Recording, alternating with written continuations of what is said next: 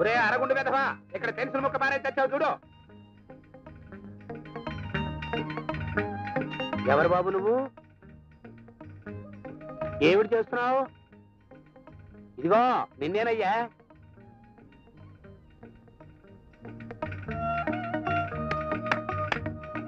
అంటే ఈ సైక్ అర్థం ఏమిటి? నాకేంటని అడుగుతున్నాడు అనుకుంటానండి అయ్యా. నన్ను మన ఊళ్ళో నాకేంటి అని అడుగుతున్నాడు అంటే అమ్మో అమ్మో చాలా విచిత్రంగా ఉంది. సరే చూద్దాం ఇంతగాడి సంగతి ఏమిటో. ఒరేయ్ ఒక పావలాకి ఓ 10 పైసలు చిల్లరి. 10 పైసలు చిల్లరేంటండయ్యా? ఇచ్చేద్దాం. ఎవరా అరగుండు వెధవా?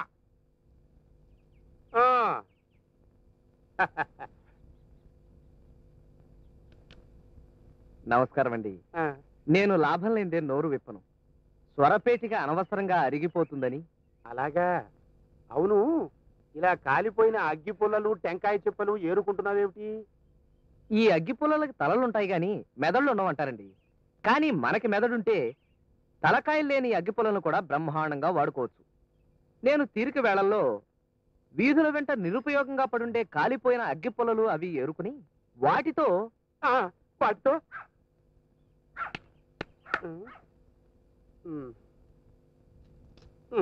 చెప్పు.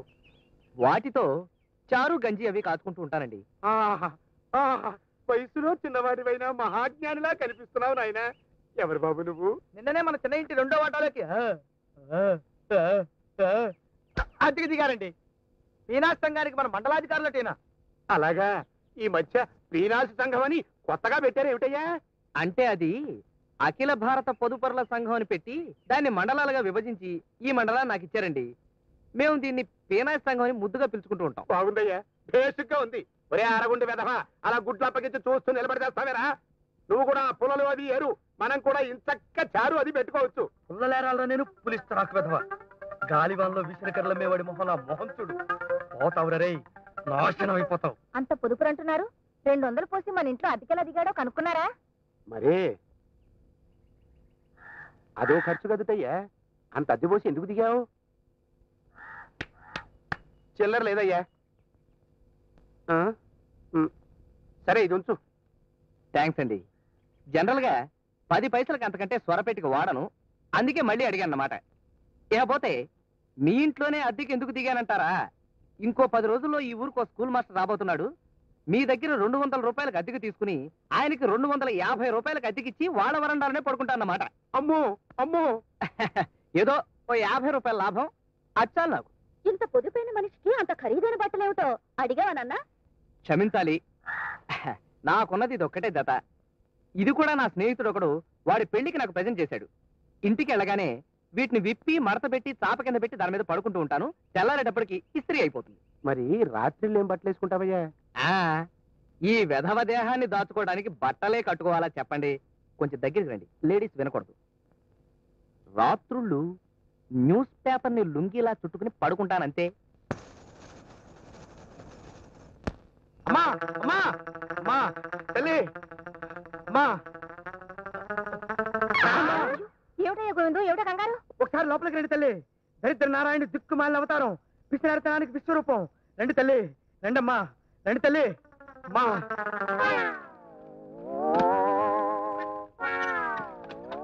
చూడండమ్మా, చూడండి. ఏమండి, ఏమిటి పిచ్చి పని? మీకు మతి కారిపోతుందా? నువ్వు నోరమై. లుంగీలు కట్టడం, తరపడం, ఆరేయటం, నీళ్ళ ఖర్చు, సబ్బు ఖర్చు, డబ్బు ఖర్చు. ఈ పేపర్ లుంగి ఓ అద్భుతమైన ఆలోచన. అసలు పేపరు చీర ఎలా ఉంటుందా అని ఆలోచిస్తున్నాను ఇప్పుడు. ఒరే అరగుండు, లోపల ఇంకో పేపర్ ఉంది, అది నువ్వు కట్టుకో. గొప్ప సుఖంగా ఉంది. మీ సుఖాన్ని చుంచులెత్తుకుపోరు. నా వల్ల కాదు మహాప్రభు, నా వల్ల కాదు. అది చిరగరాని చోట తిరిగి నన్ను ఇబ్బంది పెడుతుంది. నన్ను వదిలేండి మహాప్రభు, వదిలేండి మహాప్రభు.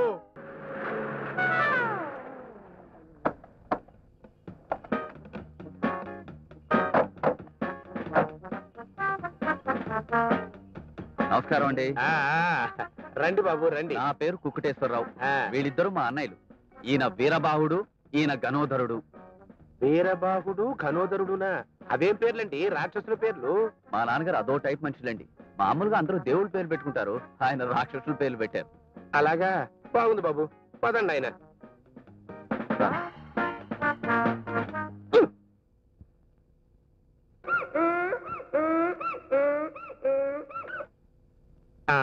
కూర్చోండి బాబు, కూర్చోండి.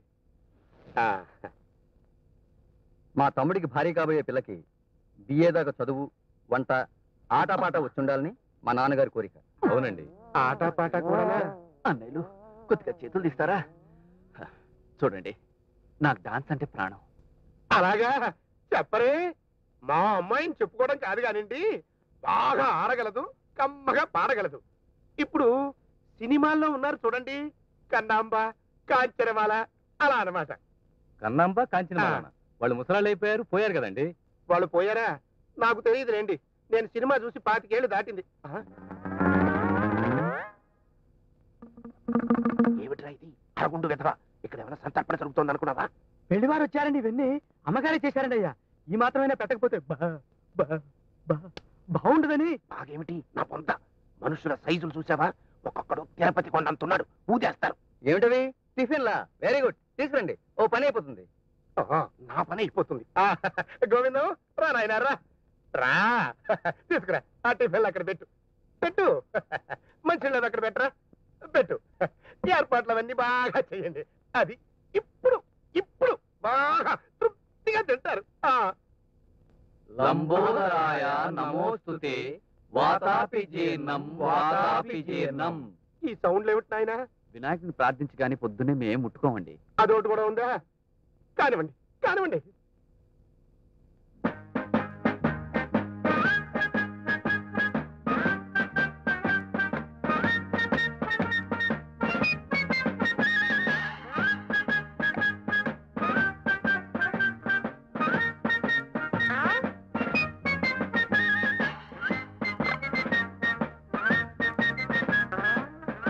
బాబు, మీ ఇద్దరు ఇలా ఎందుకున్నారు, మీ తమ్ముడు అలా ఎందుకున్నాడు, నాకు ఇప్పుడు అర్థమైంది. కానివ్వండి, ముక్క మిగల్చకుండా ఊడ్చేయండి, పిసర మిగల్చకుండా పీల్చేయండి, సిగ్గు లేకుండా తినండి. అదే సిగ్గు పడకుండా తినండి, తినండి, బాగా తినండి. మంచినీళ్ళు. అలాగే బాబు. ఒరే గోవిందం, 2 గుండిగల మంచినీళ్ళు పట్టరా. బాబు, ముఖ్యమైన ఈ కార్యక్రమం అయిపోయింది కాబట్టి పిల్లని చూడటం అనే చిన్న కార్యక్రమం కూడా పూర్తి చేద్దామా? దానికి తొందర ఏముందండి, స్నానాలు చేసి భోజనాలు అయ్యాక పిల్లల్ని చూస్తాం. అంటే నాది చాలా పాతకాలపు కొంప, ఇక్కడ మీకు అనుకూలంగా ఉండదని మీ బస టీవీలో ఏర్పాటు చేశాను. అక్కడ మీ స్నానాలు అవి అయ్యాక అక్కడ ఉండే కుర్రాడికి చెబితే పక్క హోటల్ నుంచి మీకు భోజనాలు అవి ఏర్పాటు చేస్తాడు. డబ్బులు అవి మీరే ఇచ్చేసుకోవచ్చు. చాలా దూరం ప్రయాణం చేసి వచ్చారు, బడలిగ్గా ఉన్నట్టుంది. బయలుదేరండి బాబు, బయలుదేరండి. అలాగేనండి, సాయంత్రం వచ్చి కలుస్తాం. బాబు, ప్లేట్ ఇస్తారా? వెళ్ళొస్తామండి. మంచిది, మీరు కూడా. అదేమిటండి, వాళ్ళని స్నానాలు భోజనాలు ఇక్కడే చేయమనకపోయారా? నువ్వు నోరు మూయి ముందు. అసలు ఆ శరీరాలు చూసావా?